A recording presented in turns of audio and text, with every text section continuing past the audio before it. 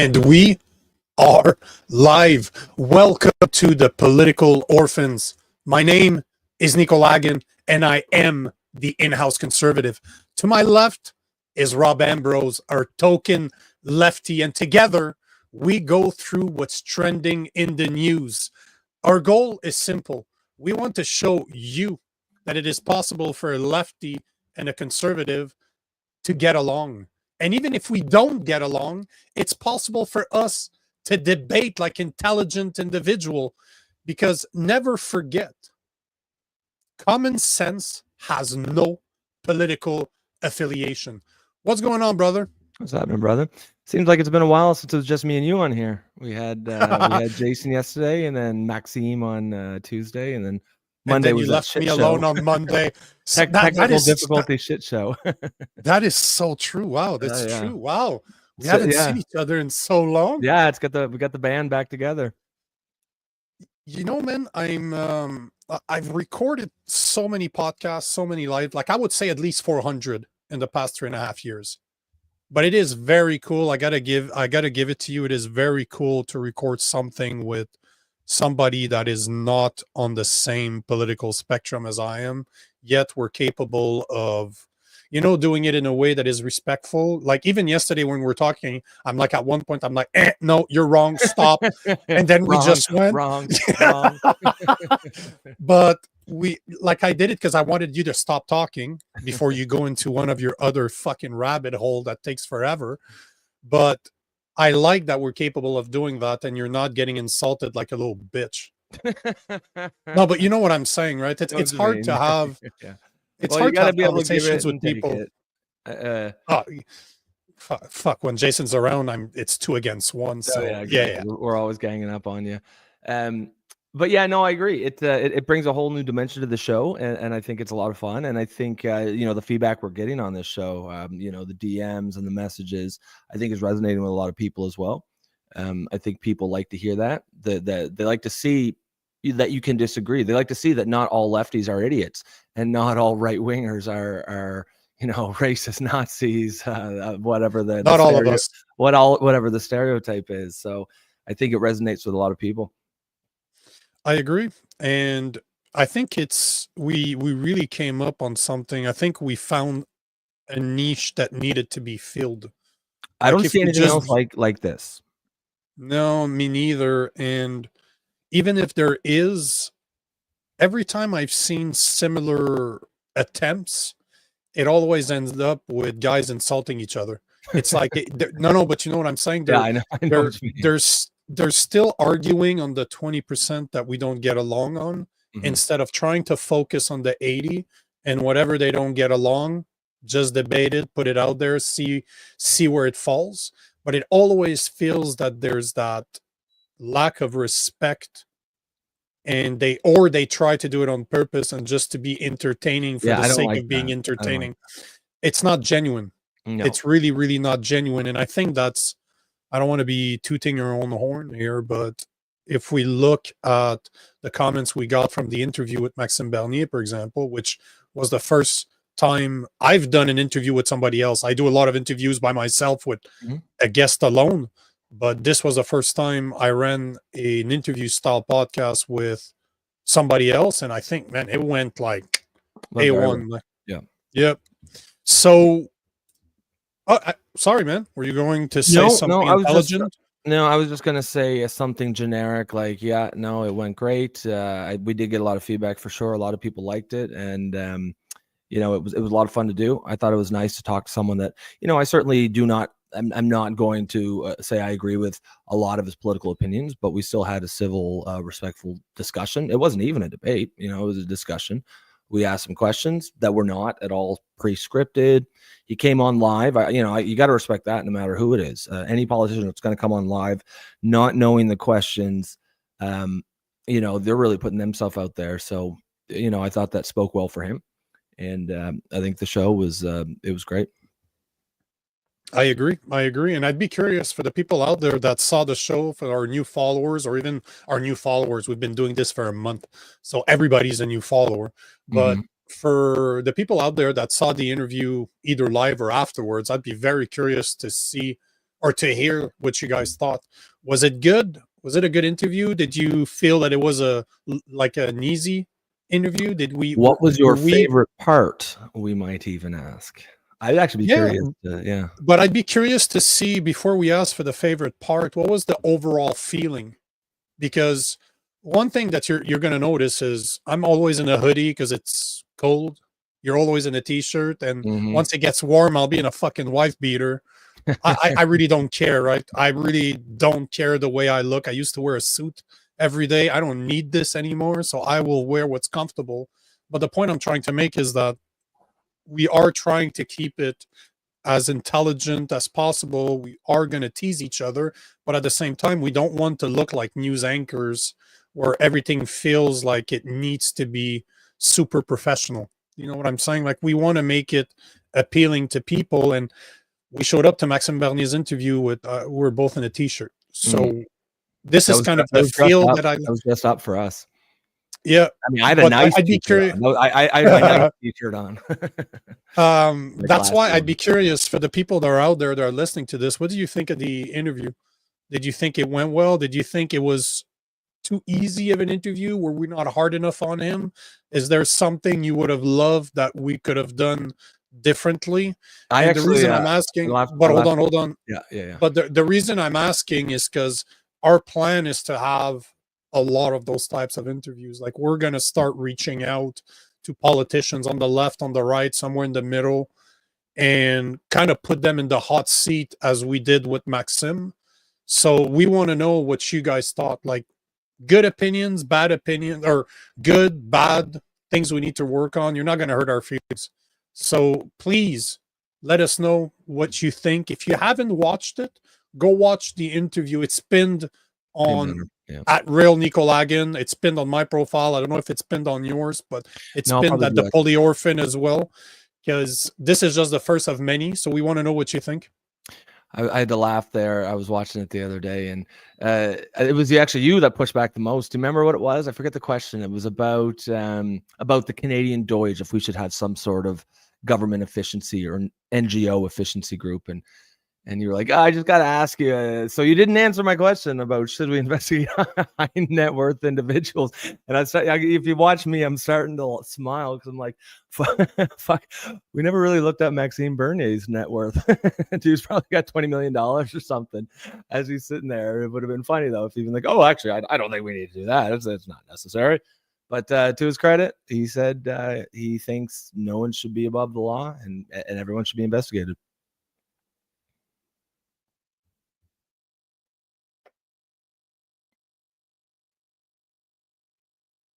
Yeah, no, I can't hear you, Nico. Yep. Did you want to start that clip? We got Nico's got a clip here for us today. He's just got a bit of technical difficulties, and then we'll get started.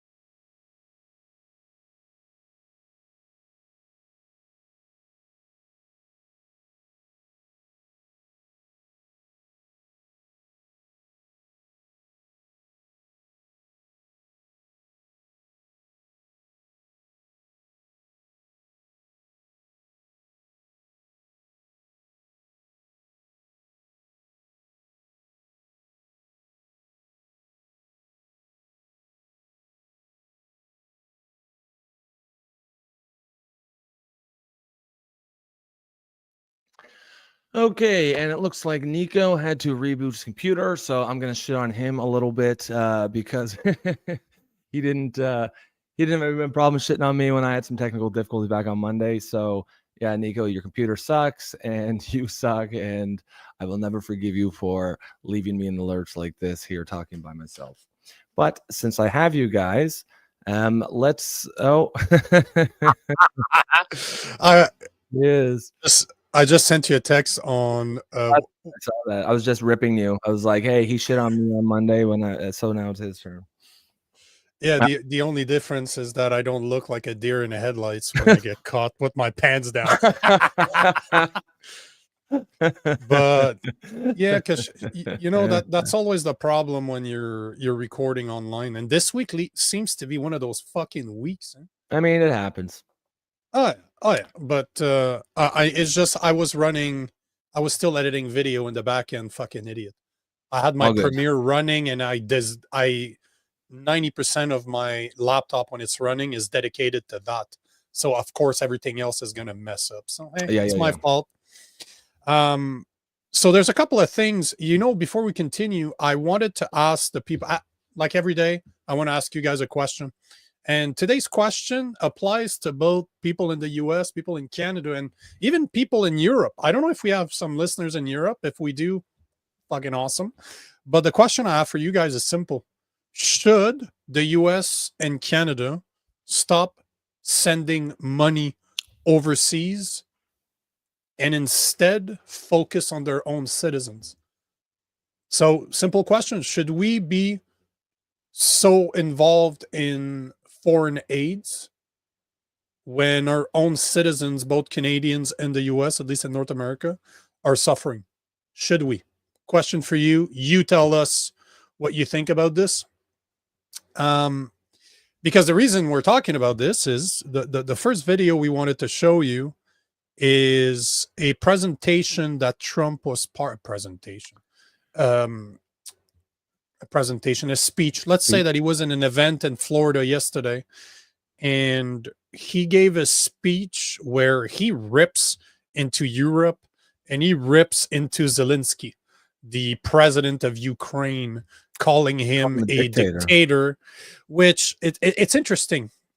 It's very interesting because we'll go through the video, but I'll pull up the definition of what a dictator is, and you tell me if it match, because we're not aware of what he's been doing over the past few years, right? All we hear is that he's at war with Russia and that we need to support him.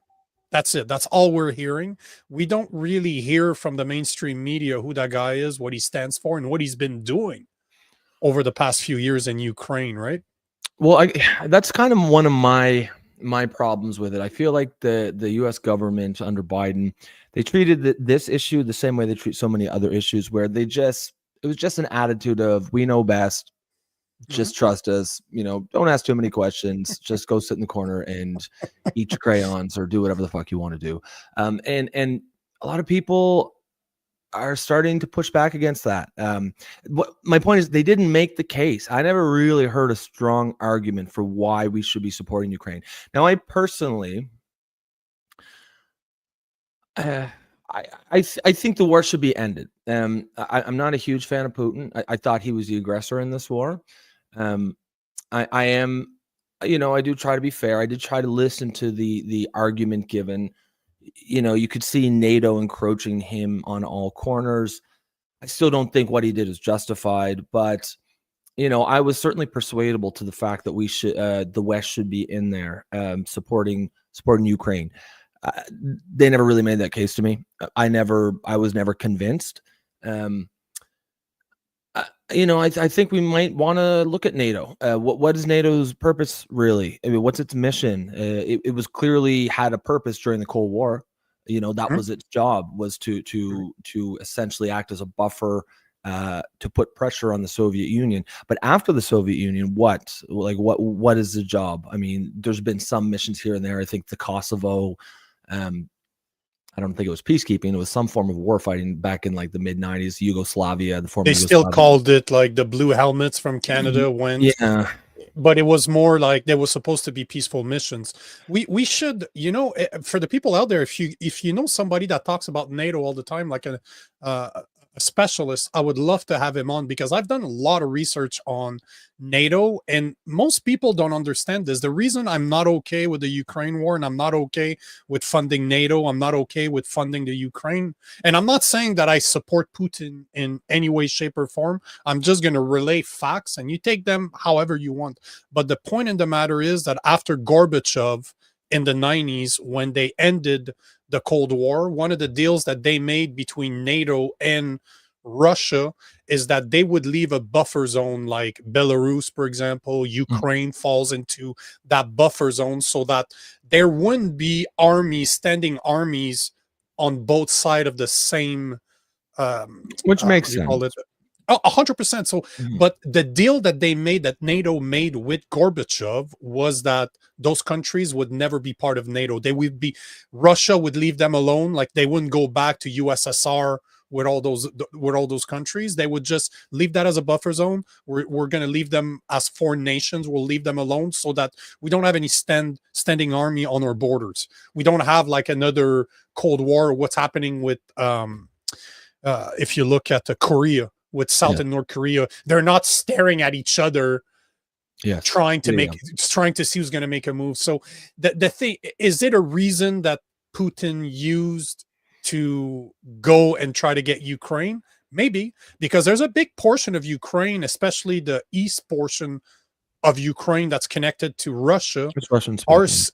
They're in their head, they're still USSR, they're still Russians, and then on the other side, they're more for Europe. So it made sense to have that buffer zone, but it's something that mainstream media never talks about. They always, like, if you look at what we hear here in North America, like, I can't talk for what you guys hear if you're in Europe, but in North America, most people don't know their history, especially not foreign history. Like, they barely know their own history, so they don't know what happened across the world. But if you look at what the agreement was between Gorbachev and NATO, they were not supposed to go mess around there, and they did. This is the thing. So I understand why Putin invaded. Now, again, was that just an excuse? Was he just waiting for NATO to fuck up in order to do that? Maybe. I'm not here to give my opinion, because we'll never know. You can make all the assumptions that you want, but the point in the matter is that we were supposed to stay out of countries like Ukraine and Belarus. We didn't. And if you look at what Trump is saying now, he wants to make sure that NATO never accepts Ukraine as a country of NATO.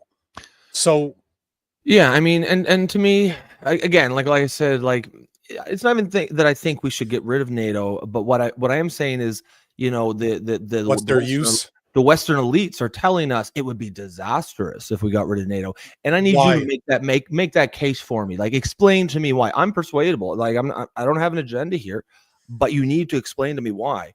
What purpose does NATO have? Now, to me, I mean, I know that the Ukraine-Russia war is very complex. Frankly, it's too complex for any of us really to strongly opine about it, because that's what I'm saying. If there's a specialist out there, I'm not a real historian, but I am a historian because I enjoy this stuff. Yeah. But I'd rather I know enough to run an interview with a specialist and make sure he answers the right questions that would enlighten us.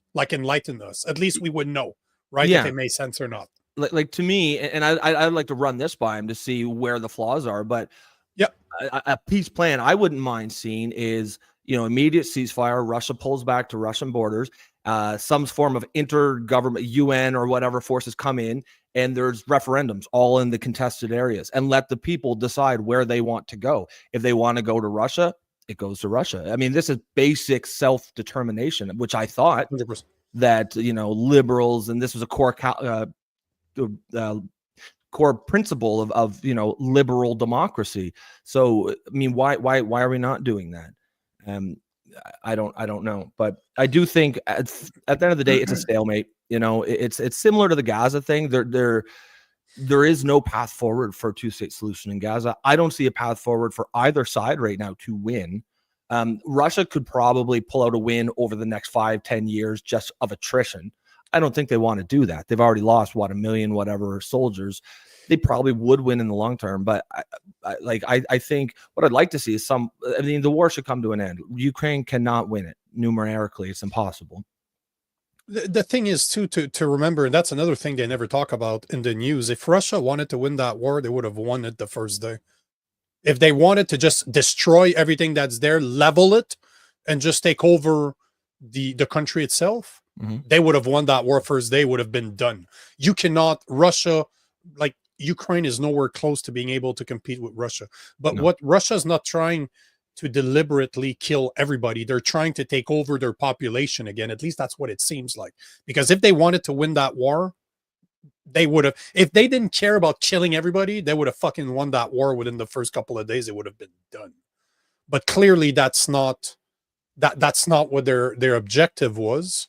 It is because, again, I like your idea of saying, have a referendum. Like the people that are more Russian that can still consider themselves, because guys like me, our age in their 40s will remember what it was to be Russian. Like it hasn't been that long. Do you know what I mean? Like, we grew up in it. They were the Soviet Union then, right? Like, but that's my point. So it was, yeah.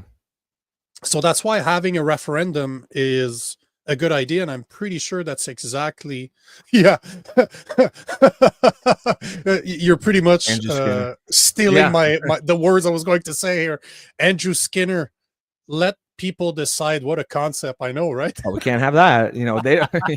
We let them decide if they actually knew what was best for them, but they don't. So we'll just tell them. Yeah. How dare you bring common sense to the equation? How dare you, Andrew? How dare you? Let's start this video because this video, man, I think is a gem. It touches on so many things. It's going to be very interesting. And it's Trump being Trump.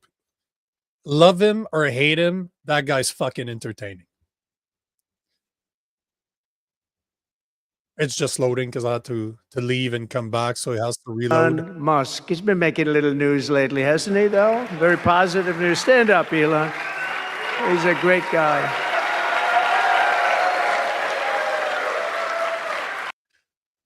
I gotta stop this already. It's just clapping, but is it me or they're really like, I keep on calling, we need to start calling them Elon Trump. Like I've been saying, like I caught myself. It seems like they're always just BFF, best buddies, man. Like, hello. But it's true. Elon, we should start calling them every time they appear on stage. It's going to be Elon Trump. Elon Trump. Sorry, I'd be fascinated to know what the dynamic is there. Is it like Elon's the advisor, Trump's the decider, or is Elon more dictate? I don't know. I mean, I don't think anybody knows, but it'd be super interesting to be in the room and observe those two together.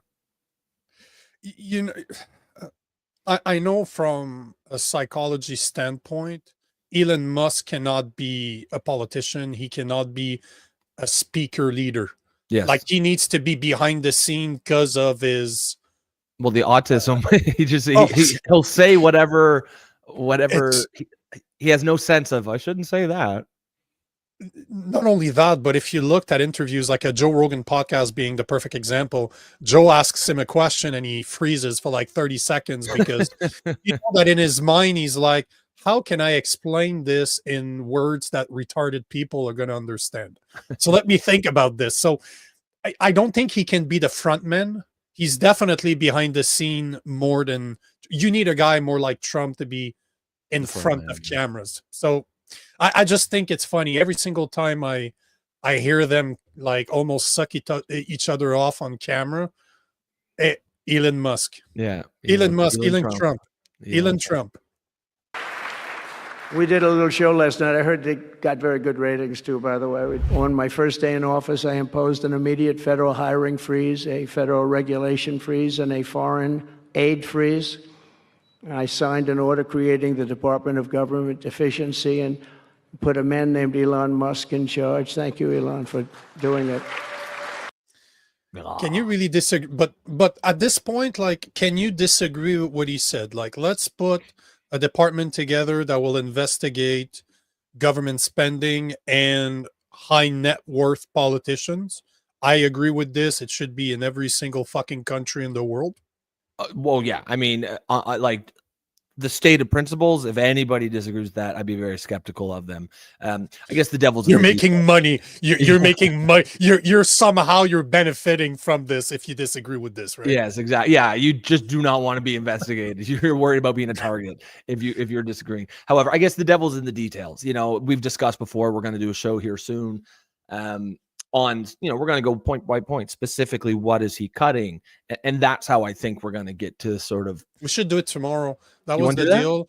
Well, yeah, it'll take me I'll run a 3-4 hour of research in the morning. I'll do some research too, for sure.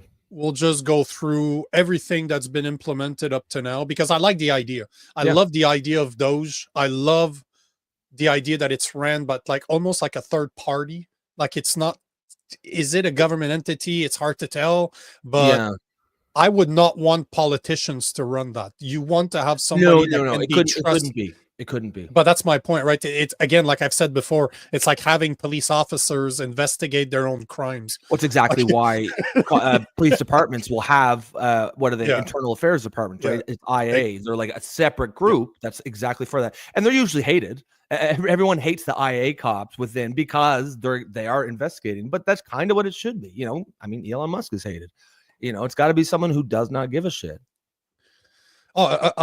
Absolutely. If you're loved investigating people, if you're loved by the people you're investigating, you're not really investigating. Yeah, it's not going to work. I mean, that's just human nature. We all want to be loved, and if we are loved, we don't want to, especially if it's our friends. We don't want to hurt our friends. So it does need to be an outsider. Yeah, agreed. Thank you very much. And he's doing a great job. I wish you could have seen him last night. It's really, he's a very committed person. He's a very serious person. He's a very high IQ people. I like high IQ people. There you go. Not all have to be, but, it'd be nice to have some people up there that he's a seriously high IQ. He's fiddling with the balls too. No, he's got his faults also, I will tell you that.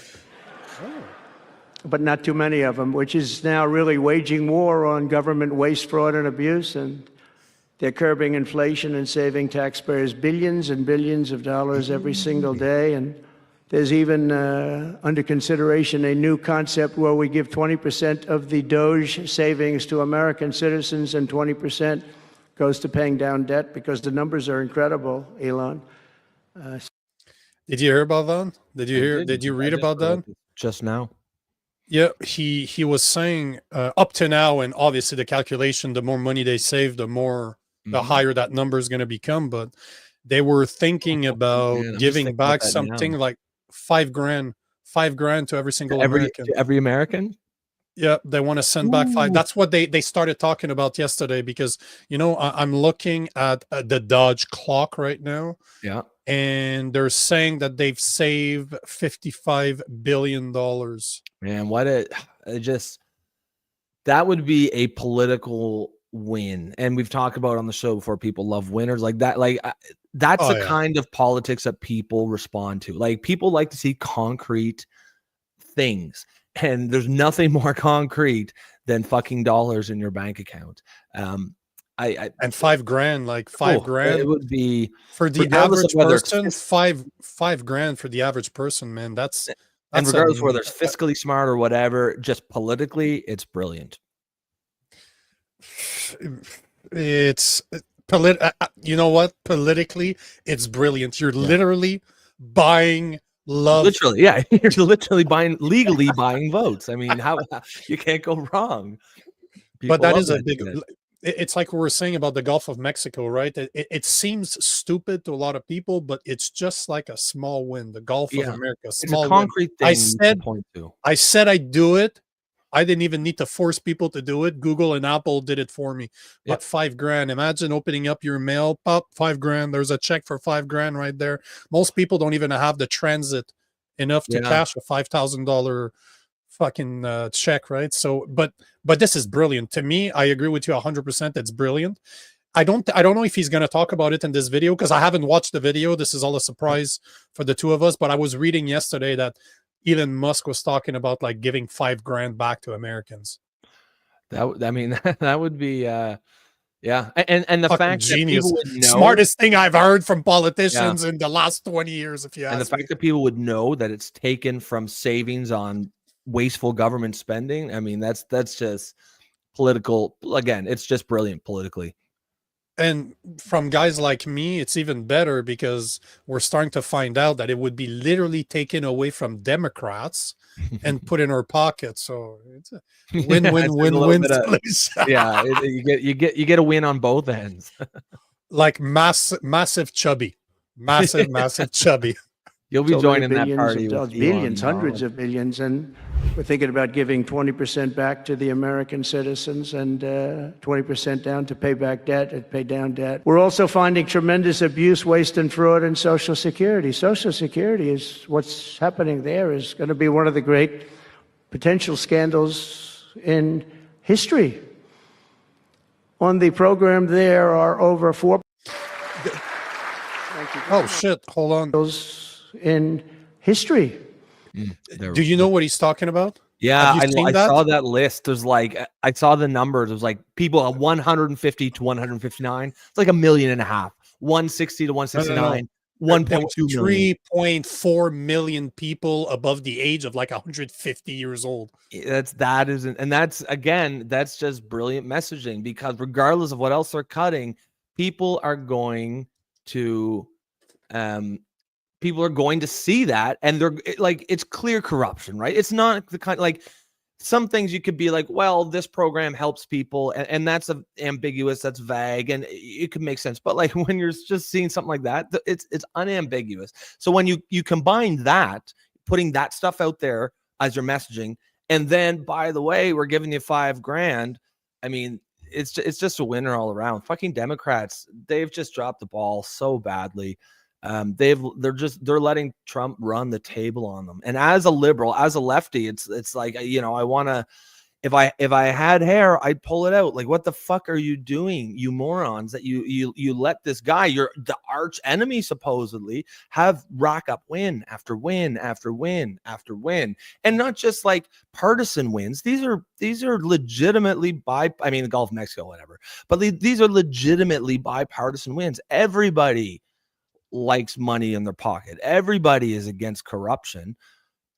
Very, very, very few people want men in women's sports. Like, these are very basic wins, and you're just, it's political malpractice what the Democrats are doing and have done over the last 10 years.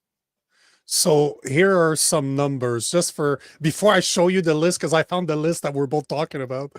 In 2021, they were about 90,000 people in the US that were above 100 years. That's actual data? That's real data?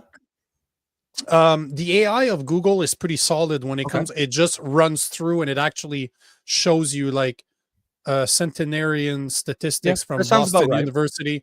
But 90,000 people. Now, hold on. 90,000, that sounds like shit. That's a lot. No.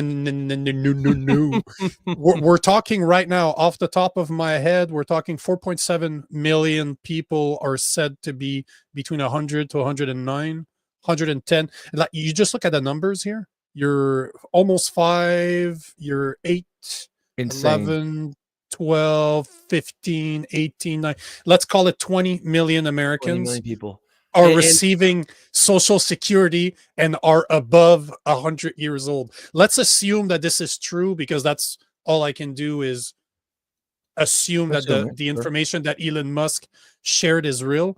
But can you imagine almost 20 million people over the age of 100, not in existence, that are receiving Social Security?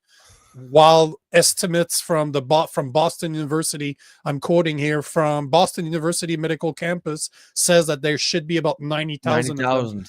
That was just utterly insane, utterly insane. And again, it plays so well into the messaging of the Republicans right now, because they're saying there's a shit ton of corruption and waste, and that's what Deutsch is doing. And then you've got the Democrats over here who are like, no, there's no waste, there's no waste.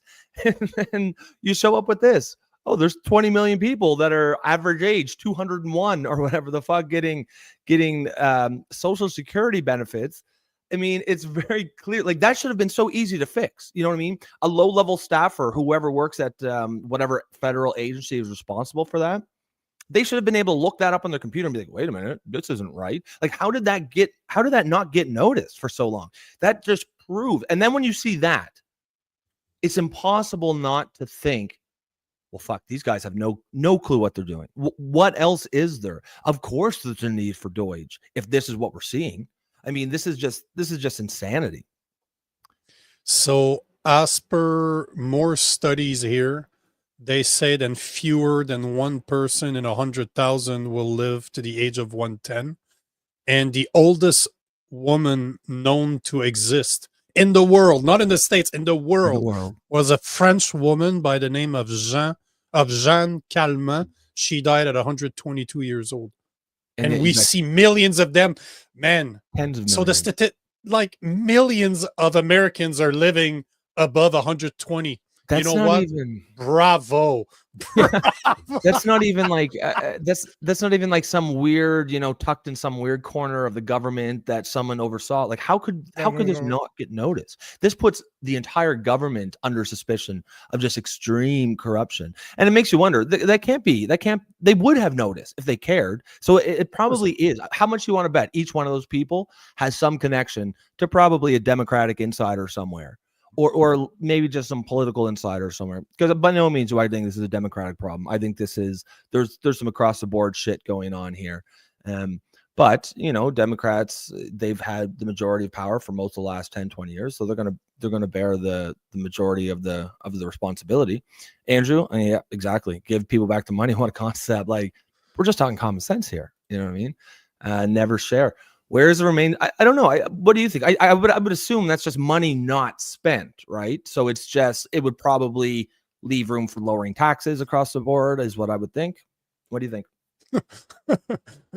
I'm hoping they haven't addressed this, and like and I appreciate the question, never share, but we don't know yet. We have to remember, it feels like Trump has been back in power for years now.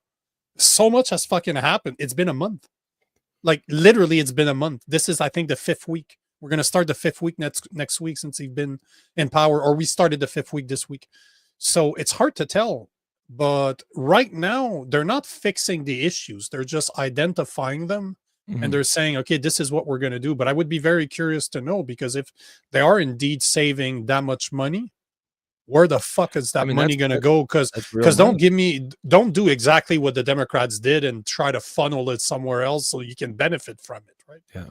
So I don't know. It's a very, very good question. One other thing that Trump, before we go back to the video, one of the things that Trump had been talking about, and I'm pretty sure that he's trying to push it right now, but he needs, it's going to need to be voted, if I remember correctly, but he wants to stop income tax at the federal level. He wants to be able to remove federal tax as a whole on a federal level. Talk about fucking winning votes there. I don't care how, even if your hairs are pink, blue, and purple, please argue with this. No, I want to continue paying federal taxes. I don't like this guy. You know what? That would be one of the greatest win I've ever heard a politician get. Like, this is just, it's not fucking $5,000. You're talking, if you're like me in Canada, fuck, man, when I was still an engineer, I was paying 50 to 55% of my salary. Can you imagine? About 30% of that, 40% went to the federal government. So you're telling me that I can get tens of thousands of dollars back? Are you kidding me? That is like, fuck yes. Because I don't want to fucking, if that's what they're doing with my money, why the hell would I want to pay for this shit, right? So Never Share is also saying that Trump had come out as smart. Yeah. He is coming out as a smart politician. Like the guy, but he is absolutely a smarter, more focused politician this time around. In the fact that he seems to know what he's doing. He's got a plan and he's executing it. And again, I'm not his biggest fan or any type of fan, but the plan he's executing so far is a winner. People like what he's doing. It's hard to disagree with what he's doing, right? Well, we saw on his approval ratings, what are they, 53%? Now we got to remember, there's 55. always, and there's always a Trump. For whatever reason, his polling is always lower, right? Like that's just been proven since 2016. Every time in every election, he always outperformed his polls. So for him to be at 55, I mean, that's probably closer to 60. And more important than the overall number is the direction, the trend. The trend is up. Right, that means he is winning converts and he is keeping his supporters. I mean, that's all you can do as a politician. And again, as someone who doesn't like the guy, it pains me to say, but I gotta call balls and strikes here. And so far, Democrats just have no answer for him. He is winning. Yeah, just like Charlie Sheen said years ago, I'm winning. Winning. You remember that? That's all I can think of when I'm hearing this. But it's tiger blood, and it's drinking tiger blood, and he's a alien from Mars or whatever the fuck. Buddy. He's winning. Yeah. Let's go back to funny. this. That was On the program, little, there are over 4 single day, and yet. I wish I had a board where I could pre-save some sounds. He would be one of them. I'm winning. I'm winning. I'm winning. Can we do that? I bet we can. Oh yeah, it's just those boards are about $500 US, oh, okay. 500 to $1,000. It's an actual piece of hardware. Yeah. But eventually, don't worry. Eventually, pay down debt. We're also finding tremendous abuse, waste, and fraud in Social Security. Social Security is what's happening there is going to be one of the great potential scandals in history. On the program, there are over 4.7 million Social Security numbers from people from 100 years old to 109. Think of that.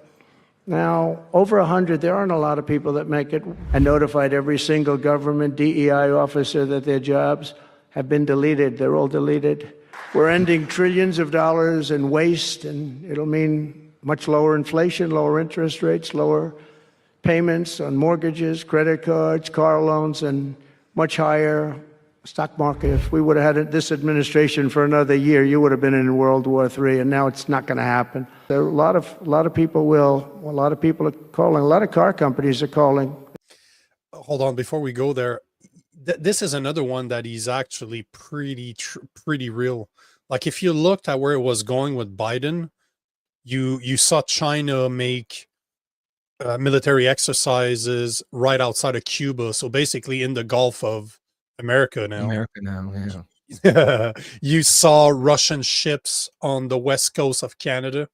So you were in a situation under Biden that he was so weak that it was easy for other countries to just kind of take advantage of the situation because he was weak politically.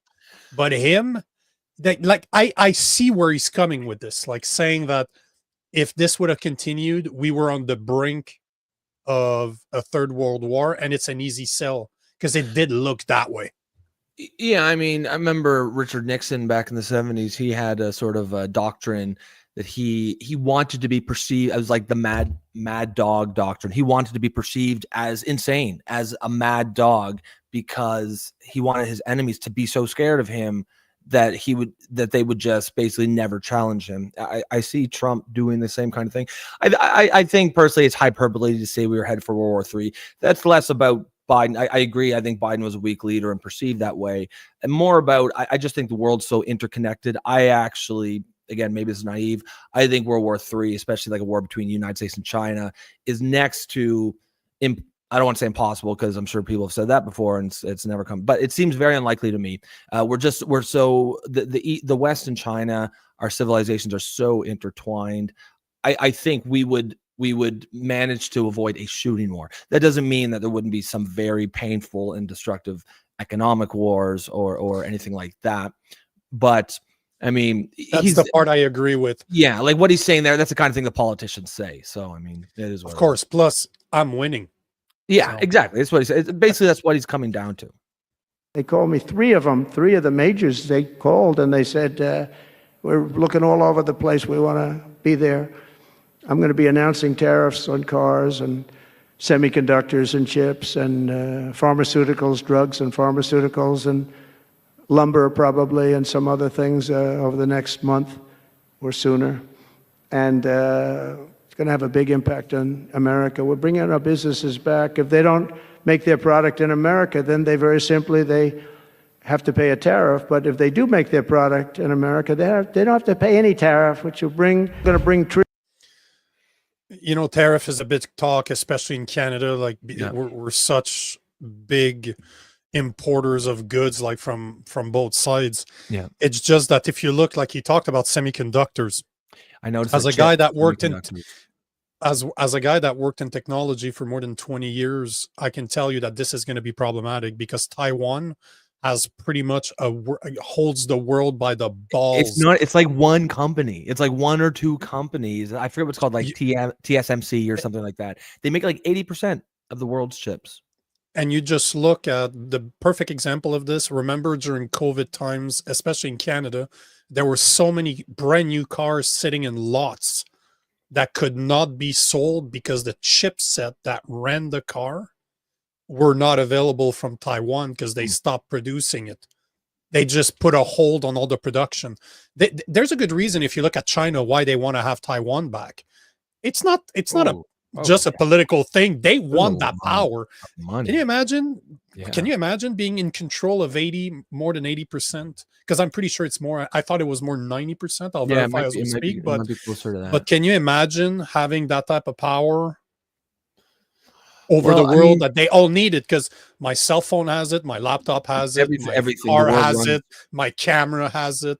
Soon, if we follow Elon Musk, my brains are gonna have them.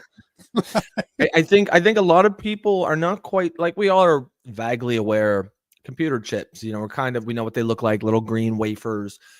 We know they're in computers, but what I think people aren't necessarily aware is it's a major strategic resource on par with oil. Like, wars could be fought over computer chips, semiconductors.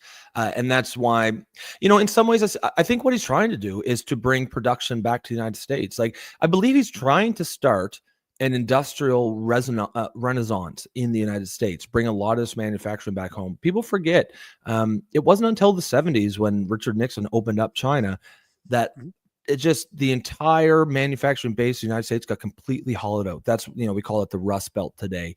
And you can draw a direct line to that between that and Donald Trump's election, because in 2016, that's primarily his base, was these people who were just utterly furious because they were given nothing, no compensation. They had, the manufacturing heart of America was right in that area, right? Pennsylvania, Michigan, 100%. Wisconsin.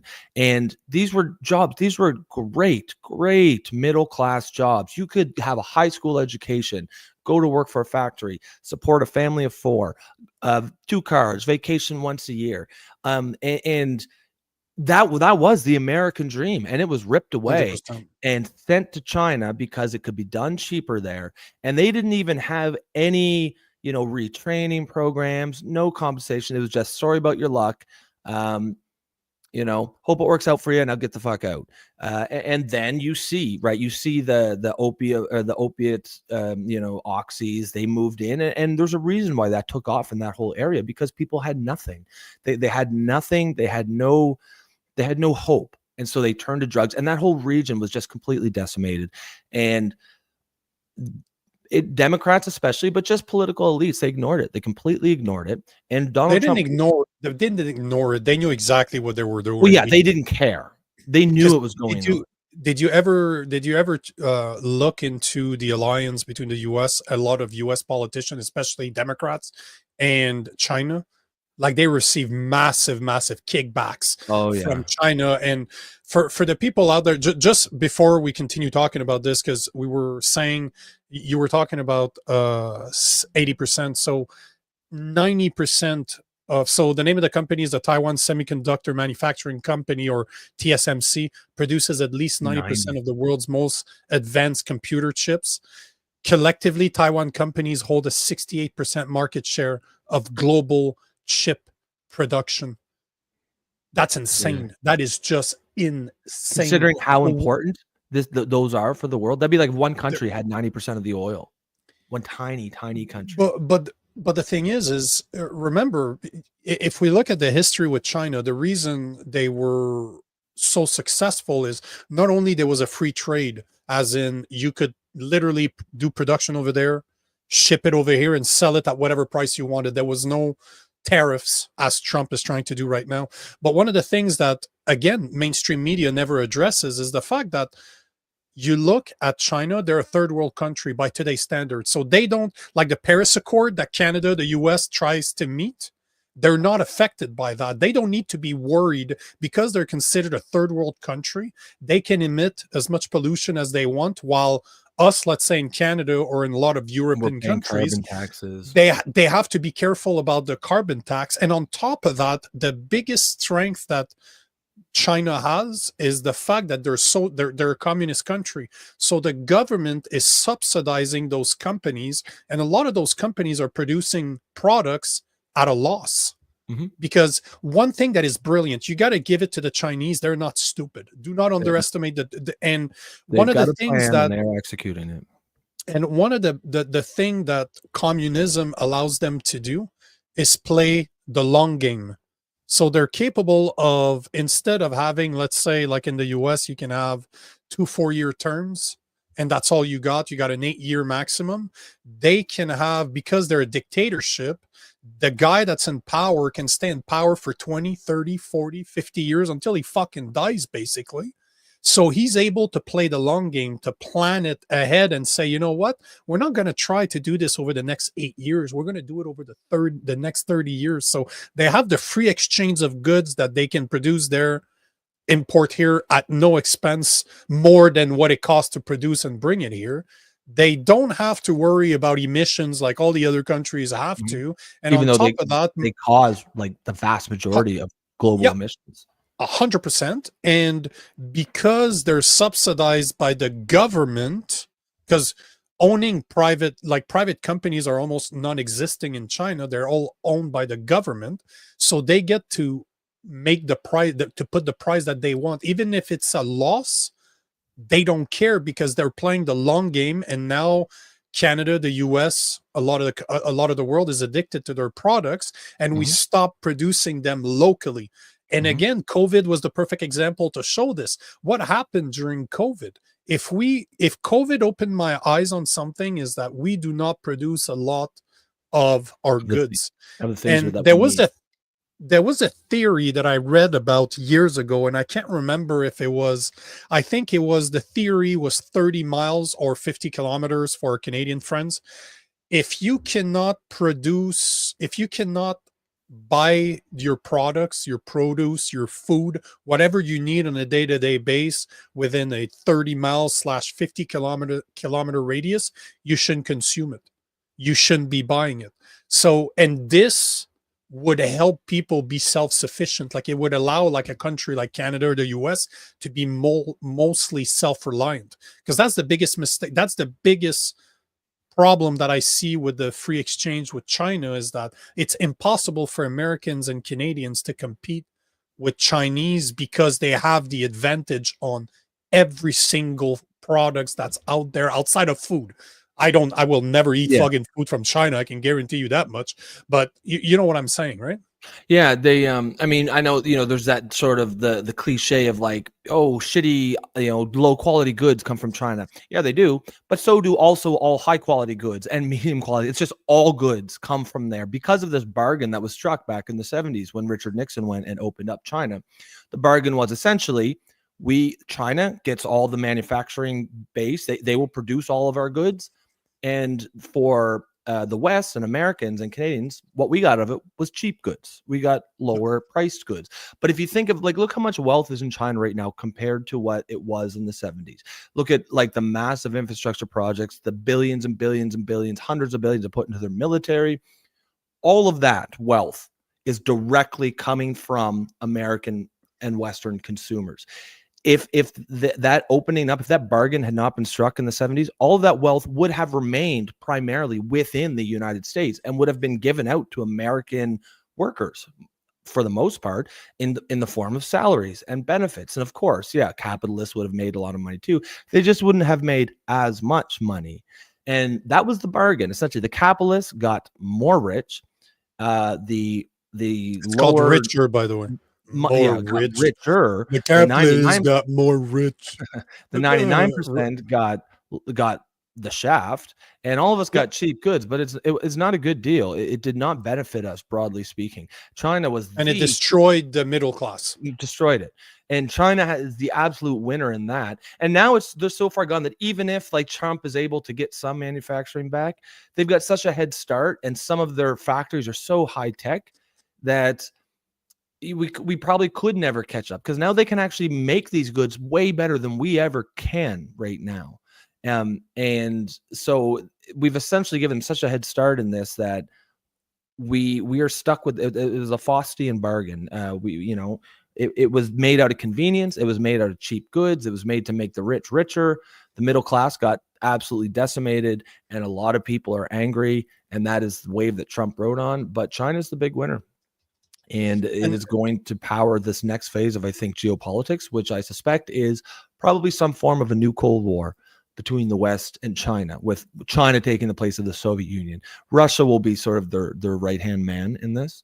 But, like you said, they're not stupid. They've got a plan. It is a multi-decade plan, and they are executing on it very, very well. And the thing to remember also is, as you said, what are the products that they can actually ramp up fast enough to be self-sufficient? Like you look at something like aluminum, which, if I remember correctly, I think it was 80%, give or take, of the aluminum that is used in the US is produced by Canada. It's exported. It's imported from Canada. So even if they wanted to, it would take decades for them to catch up, and billions of dollars. So what does that mean in the meantime? That means Americans are paying, what, 25% more? This is why I think that what he's doing with the tariffs, he's trying to scare people and create a reaction so that people do something about it. But I don't think that he can put all the tariffs that he's talking about in place, because he's just going to hurt the Americans. He's going to hurt. And you don't get to, hey, here's $5,000 for of your tax money back, but sorry, you're going to have to pay 25% more on a lot of your goods. So I think it needs to be very strategic, but Trump's has always been the guy to just use kind of, not fear, but just to show his muscle, like to pump his chest and say, if you don't do this, I'm going to do this. He's telling you, he's not shy to tell you what he wants from you. It's a negotiation tactic, right? So do I think that China should have tariffs on it? Yes. You should be very careful about all the products that you're buying of China, because you are giving them a lot of political power. And as you said, and I agree, right? If you look at what type of power this gives China, they can literally bankrupt countries. Or they can literally prevent people from receiving certain type of goods because they're not self-reliant anymore. So they can win over countries they can have countries change their policies without ever using a gun. It's the same thing as Jacob the Rothschild, one of the richest families in the world, and that was the leader of the family. He's like, I care not who prints the money. I care not who runs the country. Just let me print their money. That's the thing, right? I mean, you're controlling their economy. You hold them by the balls, and the same thing is true. We're so dependent on China that there needs to be a way for us to cut that tie. You won't be able to remove everything, like aluminum being a perfect example, but I think that between countries like Canada and the US, we should be able to do this because we're dependent on each other. Canada more on the US, obviously, but at the same time, you have to be very smart. But I think that anything that's a high-paying job, like cars, for example, products like aluminum, stuff like that, should stay around. Like, you should be self-reliant on gas, propane, like natural gases, because those are high-paying jobs. Those are jobs that pays extremely well, and we need it. I don't care how much of a climate change agreeer that you are, although I don't agree. There's no way that this can be done within the next 4 years. You can't say we're not consuming natural gases anymore and we're going to be 100% thermal electricity or geothermal electricity or water electricity. It's not possible. This is going to take decades long, so might as well be self-reliant, right? Bring those good jobs back to Canada, North America. And to me, that's what he's doing. Like, I want to be naive, maybe that's very naive of me to say that, but when I see what Trump is doing, I'm like, fuck, maybe he's just trying to help the people here. Well, if he's doing that and Uh-huh. it works the way he thinks, I mean, he's gonna get a lot of converts, and he's going to cement JD Vance's presidential run in the next term. I'm starting to really like that guy. I don't even see him as a political operative or partisan. He's just a common sense, smart guy. Everything that I hear, I'm like, yeah, I agree with it. He just sounds like he's just common sense and a smart guy. The fact he's got an R on his the name, American dream. Is the American dream. His backstory. Like, you look at his backstory, grew up poor, went to the military. Now he's became a politician. Now he's VP for Trump that can't run again. He is the future of the Republican Party. Like, he is the future. Super well spoken. I love his debate style. He doesn't insult people. He's not over the top, but he's very clever. He is a witty motherfucker. Like, don't underestimate JD Vance. And he's just and you can't call him a racist. He's married to a brown girl.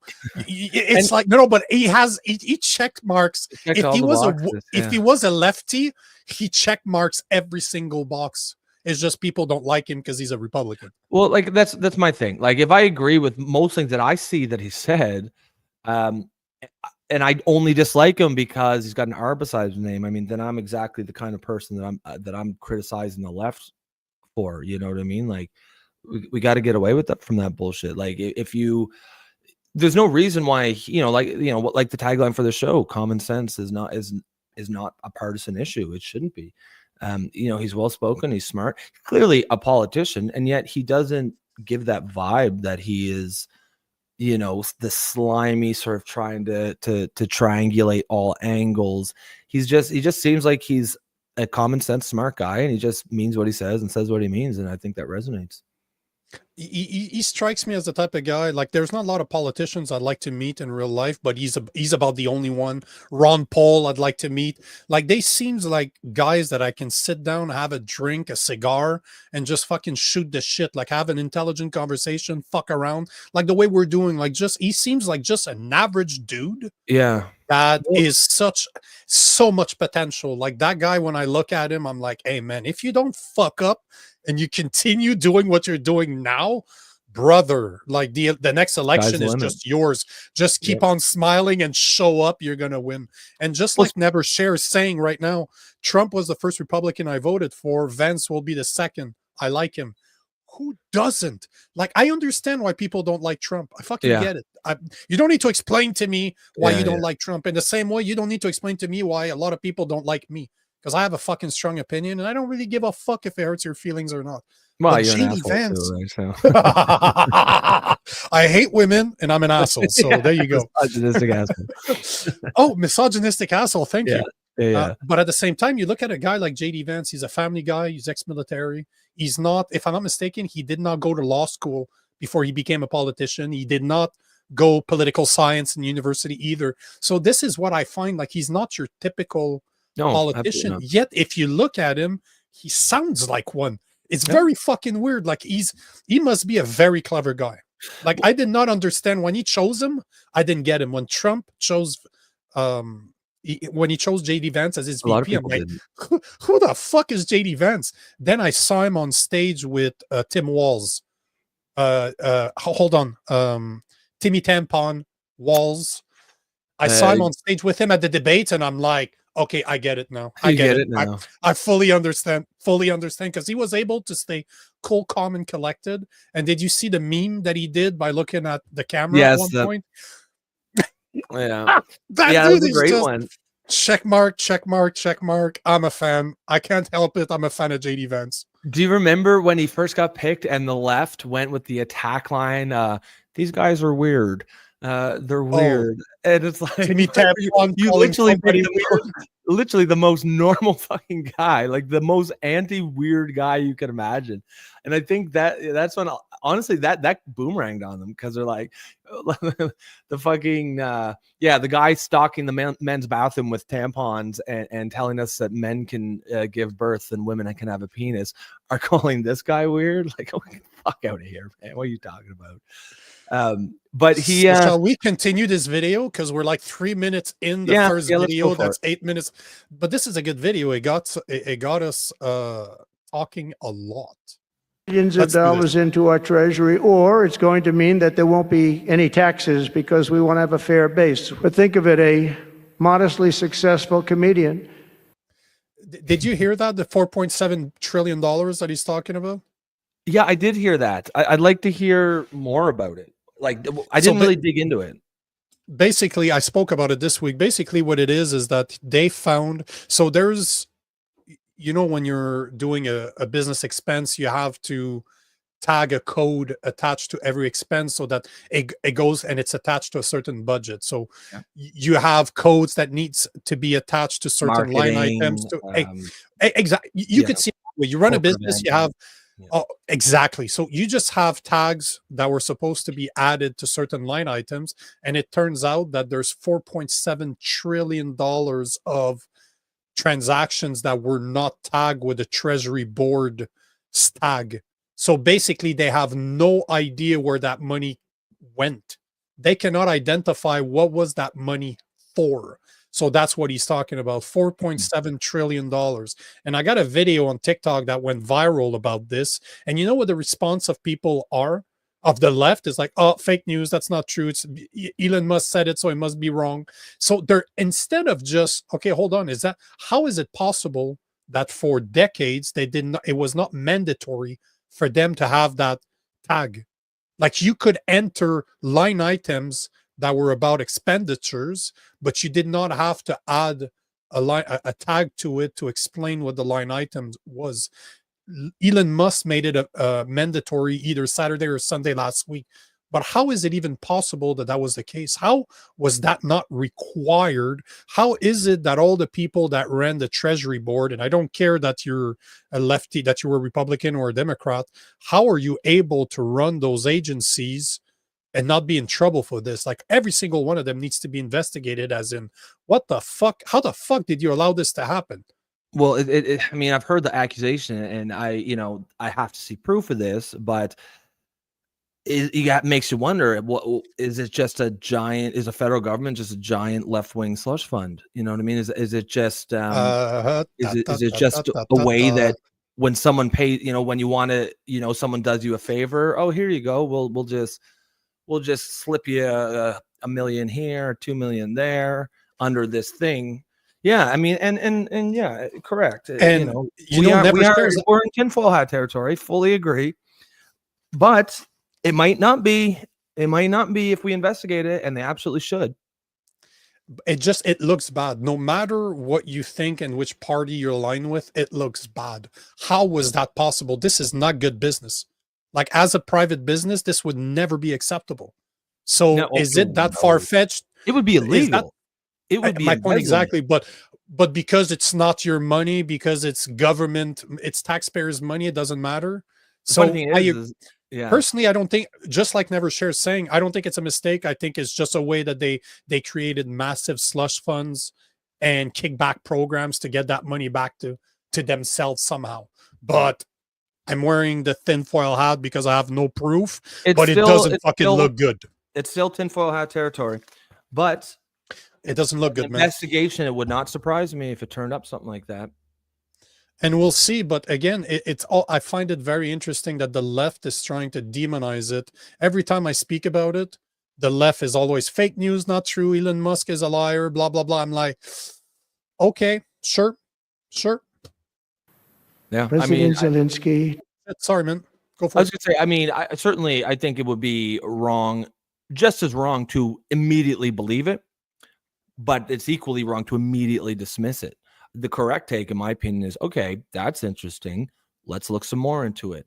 Let's let Elon show us where he's going with the proof, and then I'm sure there will be other people independent of Elon Musk who will, verify or confirm or deny this. But there are ways to investigate this. Let's not pretend we can't do that.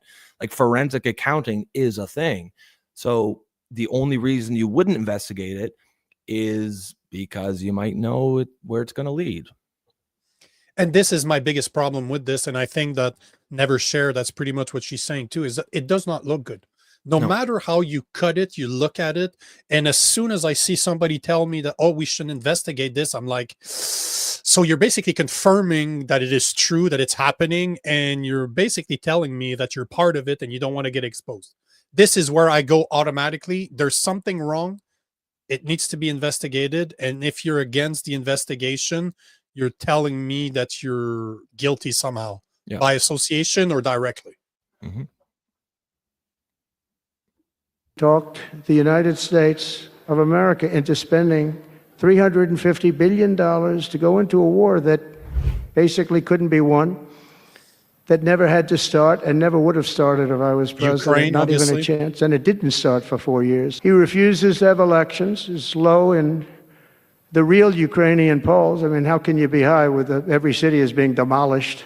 It's hard to be high. Somebody said, oh, no, his polls are good. Give me a break. Every city is being demolished. They look like a demolition site, every single one of them. And the only thing he was really good at was playing Joe Biden like a fiddle. He played him like a fiddle. That's an expression we use, Yasser, to say that he's pretty easy. A dictator without elections. Zelenskyy better move fast or he's not going to have a country left. Got to move. That war is going in the wrong direction. In the meantime, we're successfully negotiating an end to the war with Russia. Something I'll admit that only Trump is going to be able to do in the Trump administration. We're going to be able to do it. As much as I agree with what he just said, that this war needs to stop, and Biden wouldn't have been able to do it. Why the fuck is he referring to himself in the third person? That always like weirds me out. Like, that's his thing. only Trump can do that. Well, bro, that's you. Why not just say only I can do that? It's the weirdest fucking thing. When people do that's his thing. Yeah, it is weird. I mean, I think, what, again, it's hard to disagree with what he's saying. I mean, the war was at a stalemate. It wasn't winnable. At this point, America should use its role as mediator to end it. I do not think you should just give Putin whatever he wants. Nor, I mean, like we talked about at the beginning of the show, is self-determination. I mean, that's one of the basic principles of American-led democracy, is it not? Why not? Like, there are ways that, send in observers, make sure the elections are free and fair, and let the people in these disputed border regions decide where they want to go, because undeniably a lot of them are Russian speaking. They should get to decide where they want to go. But if they say Ukraine, then Russia should agree to leave that area to Ukraine. To me, that's the common sense solution. But seems like that's in short supply these days. So just for the sake of argument here, the last election, as I can find here, and this is Wikipedia, and as I said yesterday, we don't trust Wikipedia. At least I don't trust Wikipedia. But it seems that it's pretty standard. They're saying that the last election was somewhere in 2019. In Ukraine? President election were held in Ukraine on March 31st, 2019. So he's been in power for almost 6 years now. So, or 4.5 years. And, if you look at the definition of a dictator, a dictator is a political, so hold on, I'll share my screen here at the stage. So a dictator is a political leader who possesses absolute power. A dictatorship is a state ruled by one dictator or a polity. Polity, interesting word. The word originates, I don't need to know the originates where it originates from, but basically if this is true, that he refuses to have an election and he's been holding on to power for almost 5 years now, can you really say that he's not a dictator? Like, him calling him a dictator, I don't think he's that far off base. I know he's doing it. I personally wouldn't call him a dictator. However, it's not a ridiculous debate.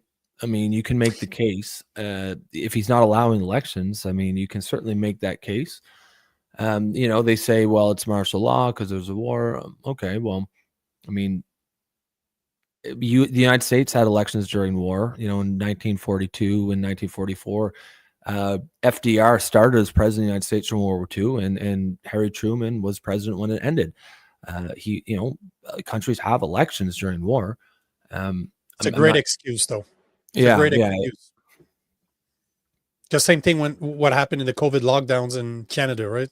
Like, I don't know if you're seeing, and this is something we should talk about. I'll just briefly talk about it, but a lot of people, a lot of people are scared of Mark Carney being elected, because he will, if he wins the party leadership for the Liberal Party, he will automatically he will become the next prime minister. So whoever wins the party leadership becomes prime minister, at least until the end of October, which is the limit as to when the next election can be called out in Canada. The thing is, and this is why I'm putting my hat on, is he has been talking about going dollar for dollar tariffs on Americans. And then he's saying that by applying those tariffs, he will declare a state of emergency, just like we did under COVID, so that he can start giving money back to the people. Remember that during COVID, people that lost their job could get money from the government that they would eventually have to repay, but I haven't seen that happen. It never happened. We became a socialist country for a while, but this is the thing, right? He's basically, if he declares an emergency, he could prevent Canada from having elections. And that's why I'm having my hat on, because, as much as it sounds like a conspiracy theory, when you look at it, it has happened before. Like, you vote yourself emergency powers. So that's no longer, just like Zelenskyy. And that's why when I hear a guy like Trump calling him a dictator, I'm like, is he that far off? Because if he's not ready to hold election because they're in an emergency state, and it doesn't seem that he's that open to finishing the war either. So which one is it? So it's hard for me to look at it from a third party perspective and say, okay, you're not trying to finish the war and you don't want to hold elections. So basically you're telling me that you want to keep your power. This is what it looks like from an outside perspective. Yeah, well, that's what I mean when I say it's certainly a debate that can be had, and especially that should be had. Let me correct you. Yeah. It should be had. Not could, it should be had. He's basically in a tough spot right now. I mean, he went from having unquestioned American support to basically zero American support in a very short span. So he's got to come to the table. There's just no other option. They're going to do it without him if he doesn't. So the best he can do is show up and try to get a good deal for Ukraine. But yeah, it'll be interesting to see how that goes. I mean, whatever you want to say about Trump, he's certainly shaking things up geopolitically. Yeah, just like Nevershare said, Trump's putting pressure on him. And I think this is what's needed. Agree with Trump or not, something needs to happen with that war. Same thing as what we talked about Gaza and Israel. Like it or not, whoever you stand for in both those conflicts, it's a stalemate. It's just been going on for so long now. Nothing seems to change. So if it takes a disturber, or it takes somebody that's just an instigator to show up to say, if you guys don't do this, I'm going to do this. Okay, now you don't have a choice to open the conversation. Maybe that's all he's doing. Again, I don't know. Only time will say, but I think it's a good thing that at least it seems to be moving forward. And I don't know, Nevershare, they haven't spoken about the peace terms yet. They just seem the only thing I've heard is that Trump wants Zelenskyy to be removed as a president, which that I don't know that I agree with. I don't think we should mingle in foreign policies. Picking and choosing. But at the same time, should there be, just like we said at the beginning of the show, should there be an election? Oh yeah. Should the people pressuring them for elections is perfectly appropriate. Yeah, agreed. I think Putin even admitted that. Biden never tried. Europe has failed to bring peace, and Zelenskyy probably wants to keep the gravy train going. I don't know what's the problem, but he hasn't been able. He's very upset that he wasn't invited. He could have come if he wanted to, but that he wasn't invited to Saudi Arabia. But he's been working for 3 years. There's never been even meetings or phone calls to stop this war. It's a horrible thing. I love Ukraine, but Zelenskyy has done a terrible job. His country is shattered, and millions of people have unnecessarily died. And you can't bring a war to an end if you don't talk to both sides. You got to talk. They haven't been talking for 3 years. Look, I don't want to be, I wish I could say, I wouldn't have run. If I thought Biden was doing a good job, if I thought I wouldn't have run. Because, as I said, it was very dangerous to run in a lot of ways. In fact, my ear will show that when you look at it closely. My ear, take a look at the death in the Middle East and the death that's taking place between Russia and Ukraine. It's been going on, and we're going to end it. There's no profit for anyone in having World War III, and you're not so far away from it. That I disagree. There's a lot of money to be made from war, from funding both sides. That's how the richest people on the planet got the richest. That's the biggest racket in the world. That is war. And it's as old as time, right? Yeah. As men, it didn't take long for Adam and Eve to get kicked out, and that war started not too long after that. So saying that there's no money to be made, okay, sorry, Trump, but yeah, bullshit. That's literally why most wars happen, is because somebody's making a shit ton of money on it. Just look, if you want to, just look at watch the movie Lord of War with Nicolas Cage. Absolutely love that movie, but super small scale. Like, we're not talking massive scale like the trillions of dollars that are spent on war every year, but if there's no money to be made, weapons wouldn't sell. Yeah, exactly. That was I love that movie. So Jared Leto was in it too. Yeah, and he plays a really good cokehead, because he looks like a fucking vampire. That guy almost like he wasn't acting at all. That was just real, but that guy's like in his 50s. Yeah. But that guy's in his 50s, and but did you know that guy's in his 50s and he looks like he's in his 30s? Like, that guy must drink. Who? And Nick Cage or Jared Leto? No, Jared Leto. Oh yeah, he's in his 50s, eh? Oh, hold on, I'm gonna pull it up. Jared Leto. If I'm not mistaken, he's like 55 or something. He's 53 years old. Yeah, dude's a vampire. This is why I was going to say, okay, I'm going to put my tinfoil hat on. But if there's somebody that's drinking adrenochrome, it's that motherfucker right there. I'm going to make an adrenochrome joke. Yep. There we go. Let's start doing cocaine. I'll start looking like that. Yeah, because, man, no homo, but like, it's a good-looking dude. 50. 55. He's 53, bro. Wow. So if there's, and you look at his movies like Morbius, he plays a vampire. I'm like, yup. I'm like, again, that's not a role. That's just he showed up to record and it's not a biography. Nope. Let's continue. Now, our first and most urgent mission is to remove the criminals that Biden allowed into our country with the ridiculous and very dangerous open borders policy. They came from all over the world. They came from prisons and jails. They came from mental institutions and insane asylums. They were gang members. They were drug lords.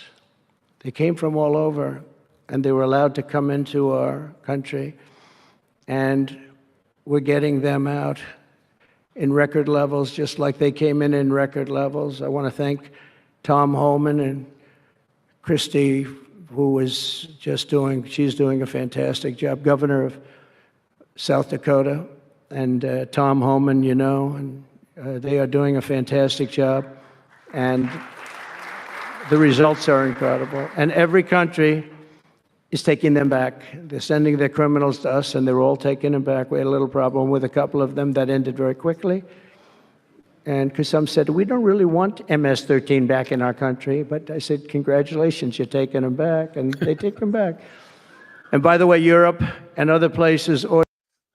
Before he goes into Europe, like, can somebody disagree with the fact that over the past 4 years, there's an estimated more than 10 million people that crossed that border legally, because technically they were allowed to do so. It's illegal, but they were allowed to do it. But 10 millions. And if you look at the number, I should find the numbers for next time we talk about this. But if you look at just videos and pictures, and I was in Arizona, I was right next to one of the biggest crossing. I was in El Paso. That's right across the border. So I've been to those places that you see on TV. I was there. And you know what, bro? You're not seeing the vast majority of them were not children or women with children.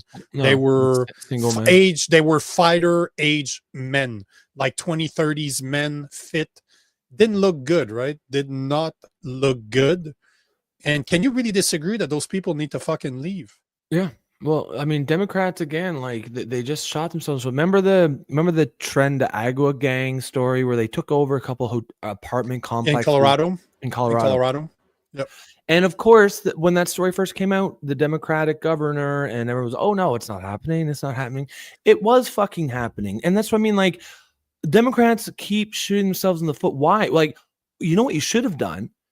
As soon as that came out, once you knew that was happening, send the fucking state police or call in the FBI, do whatever, do like a hard ass raid. So then you can say, no, look, we're hard on illegal immigration. Like, it would have been such an easy win. And then they could have deflected a lot of the criticism, much of it deserved, that they do get just by a few select actions, right? Like, where is it like, why instead all they did was reinforce the narrative that they're just completely soft on immigration, even like the gangs, the hardcore gangs, and they just keep shooting themselves in the foot. And I don't understand why they do it. What is the Trend Agua constituency? Who are the people, even on the left, who are you're going to lose their vote if you come down hard on murderous gangs who are taking over American apartment complexes and running prostitution rings out of it?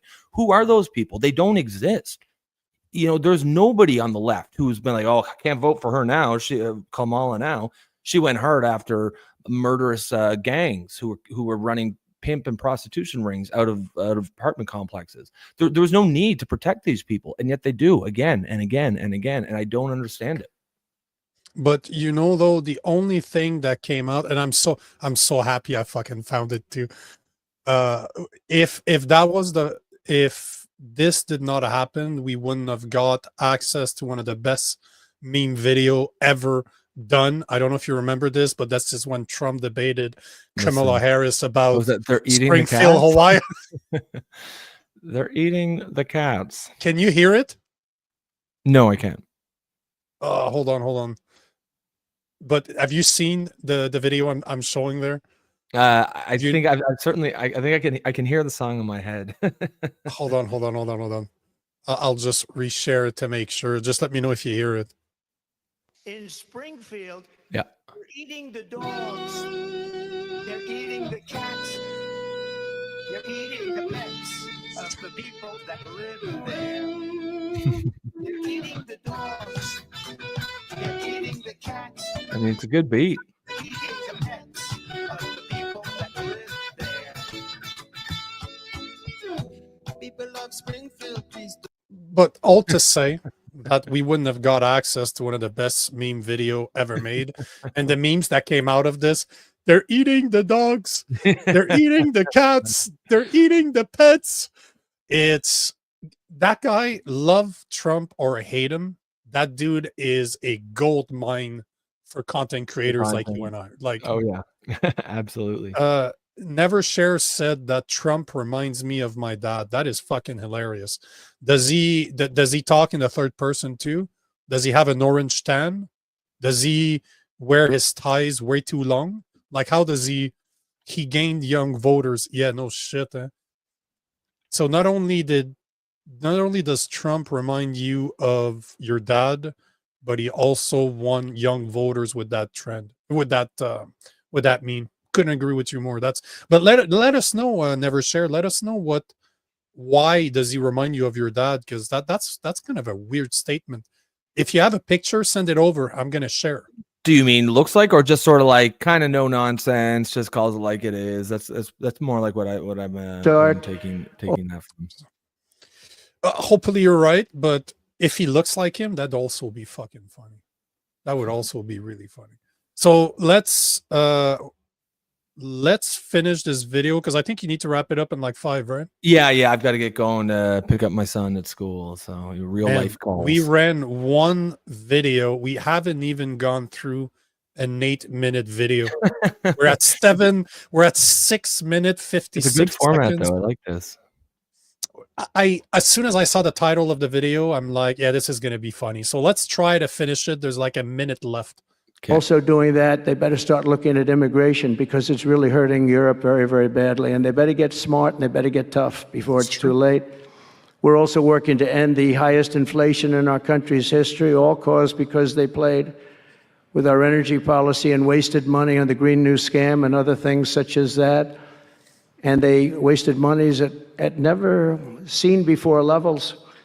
If Joe Biden had simply held federal spending at the pre-pandemic levels we had in 2019, we would have virtually no inflation. We're trying to balance the budget immediately, and because of the tariff income, which is really, it's already turned out to be amazing, actually. It's really meant more for bringing countries and companies into our country, but the numbers are rather staggering because we're the big piggy bank that everybody wants to be, and they can play games and they can say, well, there'll be retribution and, equal this and that, but they can't be equal. But we want to keep it so that we're the big piggy bank, and if we had years like we did the last 4 years, that wouldn't have lasted too long. So we're not promising it, but, all of these things could happen. We hope to balance our budget, so I don't want to promise it, because if I do and we come about $10 short, the fake news media back there would say, we have breaking news. He did not make it. He did not make it. But we'll get it done very soon. It might not be this year, but it could be this year. Actually, we have a chance at getting it even this year, which people would be shocked at because they were talking about 10 years, 15 years, 20 years from now. When I took office last month. Okay, now he's going to stroke his own ego. I think we can stop it right there because the video had 20 seconds left. But he did make a good point, and I'm going to finish on this. It is true that if he says that his target is $2 trillion, that's the target that Doge has set for themselves. If they come up $10 off, mainstream media are going to be outraged. He did not realize his commitment. He's full of shit. He's a liar. He's right about that. Unfortunately for him, I don't think he can ever really win with mainstream media, especially left-leaning mainstream media. No, he won't. That's true. He won't. But he can definitely win. Certainly not the media, not the elites. He can definitely win voters. He can swindle voters. And again, we've talked about going forward to 2028. JD Vance does not have that baggage. He does not necessarily. If he plays his cards right, he could get actually preferential or positive, favorable treatment from even the media, especially because I think the media landscape will be a little bit different then. I think people are starting to realize that this sort of extreme media bias is not. It's not benefiting anyone. It certainly isn't benefiting the media, where trust is at an all-time low. I think the Democrats probably, it will be 2028 when they lose badly again, when they really realize they need to course correct. I don't think they're going to figure it out for the next 4 years. I think they're going to spend the next 4 years still thinking they got it right. Maybe they just weren't left enough with Kamala. But it'll take another loss, I think, for it to sink in for them. But it's going to be a bad one. If they think, because the thing is, and this is one of the things we need to keep in mind, is that Trump cannot run again. So this is the last 4 years he has. He's going to go balls deep the whole way fucking through because he doesn't care about being reelected. But if he continues on the tangent that he's in right now, he's literally, perfect pass right down the middle from the quarterback to JD Vance. That's just stepping into the end zone to catch and say, I'm the future of the Republican Party. It is the perfect setup. And JD Vance is young. That's the other thing. People were so happy about Obama back in the days. Oh, he's so young. He's so young. We need a young president. You got a guy like JD Vance that has the perfect American story. That's young. That makes sense. That knows what common sense is all about. He is the perfect storm. That dude could... Literally, it's gonna be hard for him to fuck it up. If he's smart, it's done. We're a month in Trump's campaign, Trump's new administration, and it's chances are he's gonna be elected, and it's gonna be a land fucking slide. I think so too.